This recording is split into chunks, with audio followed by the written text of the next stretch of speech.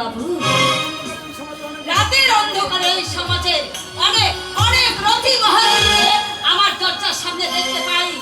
চাদর গুলো দিয়ে অন্ধকারে ঢুকে পড়ে টুক করে।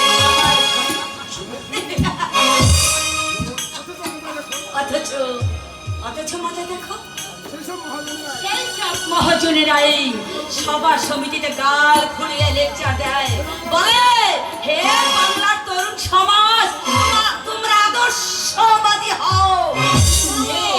শুনে আমার এত হাসি পায়।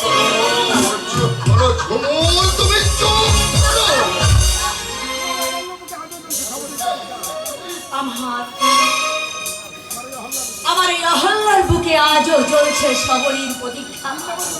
বৃন্দাবনের আধার মতো আমি প্রতীক্ষারত।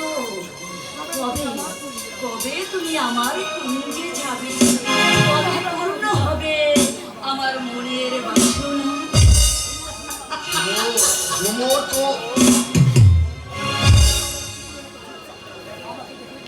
আমাকে জানো জানো গুরুদা, আমাকে দেখে ওই রিক্সাগুলো কুকুরের মতো জিভ চাটে, মন্তব্য করে আমি নাকি একটা চমচম।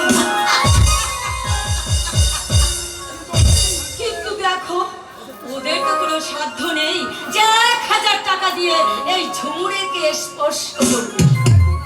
তাই দূর থেকে বেচারা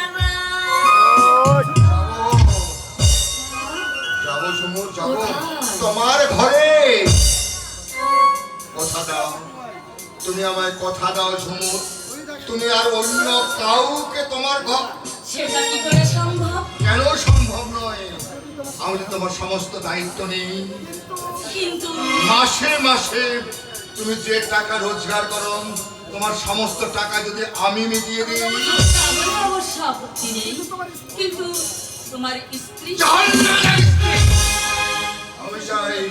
আমি চাই আমার জীবনটাকে উপভোগ করতে। ওই রাক্ষসীর আমি বেঁচে থাকতে চাই না। আমি আজই যাব তোমার ঘরে। পথটা কিন্তু বড় পিছল, পড়ে যেন আবার। না ঝুমুর না, তোমার ওই পিছল পথে চলতে গিয়ে যদি আমি পিছলেও পড়ে যাই, কারো বিরুদ্ধে আমি কোনো অভিযোগ করব না। তবু ওই পেট্রিকার বুকে মাথা রেখে মরাছে, তোমার বুকে মাথা রেখে মরা বেশি শান্তির, ঢের বেশি তৃপ্তি।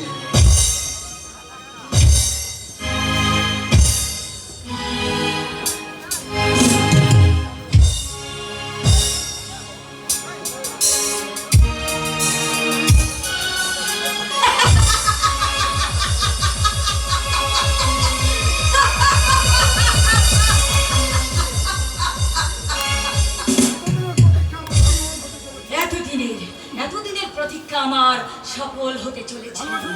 ভালোবাসার অভিনয় করে এইসব দম্পতির বুকে আমি ঠেলে দেব লক্ষ বছর